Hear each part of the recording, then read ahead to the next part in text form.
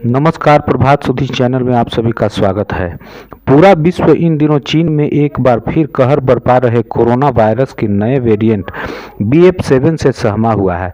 इसी बीच BHU के चिकित्सा विज्ञान के विशेषज्ञों के अनुसार भारत की वैक्सीन चीन से कहीं ज़्यादा कारगर है, इसलिए भारत में इन वेरिएंट्स का असर ना के बराबर होगा। IMS BHU के डॉक्टरों एवं वायरोलॉजिस्ट के अनुसार कोविड की 5वीं लहर आई तो इसका असर चौथी लहर से भी हल्का होगा। चीन की तरह नहीं फैल रहा भारत में ओमिक्रॉन का BF7 वेरिएंट। विशेषज्ञों के अनुसार अभी चीन में रोज 2-3 मौतें हो रही हैं, मगर आगे मौतों की संख्या बढ़कर रोज 8-10 हजार तक भी जा सकती हैं। लेकिन भारत के लोगों को इससे डरने की ज़रूरत नहीं है। भारत में भी BF7 वेरिएंट के 4 केस जुलाई, सितंबर और नवंबर में रिपोर्ट किए गए हैं, 3 गुजरात से और 1 केस उड़ीसा में। अच्छी बात यह है कि इनका संक्रमण चीन की तरह से भारत में नहीं फैल रहा है। भारत में वैक्सीनेशन रेट चीन से ज़्यादा है।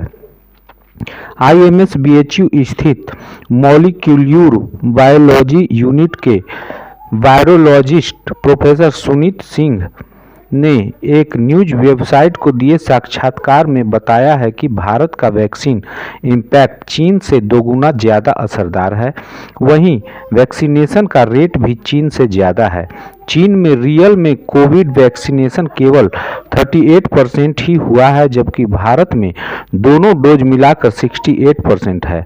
जबकि चीन क्लेम करता है कि उसकी 90% जनता वैक्सीनेटेड है। डॉक्टरों ने बताया कि भारत में कोरोना के संक्रमण का असर और death rate time to time कम होता जा रहा है। यही पैटर्न अगली लहरों में भी फॉलो होगा।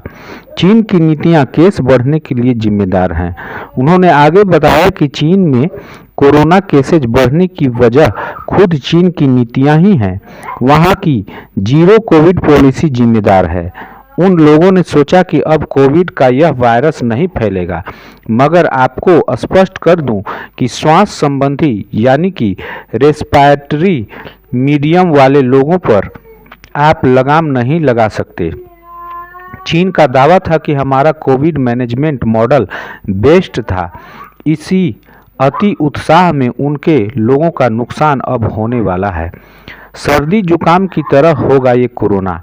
IMS BHU के centre of experimental medicine and surgery विभाग के प्रोफेसर समीर सिंह ने बताया कि BF7 वेरिएंट भारत में भी है।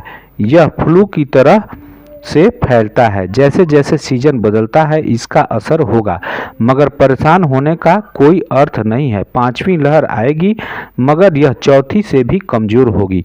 कारण यह है कि सेकेंड वेव डेल्टा और थर्ड वेव ओमिक्रॉन के बाद जितने भी वेरिएंट आए सभी कमज़ोर थे।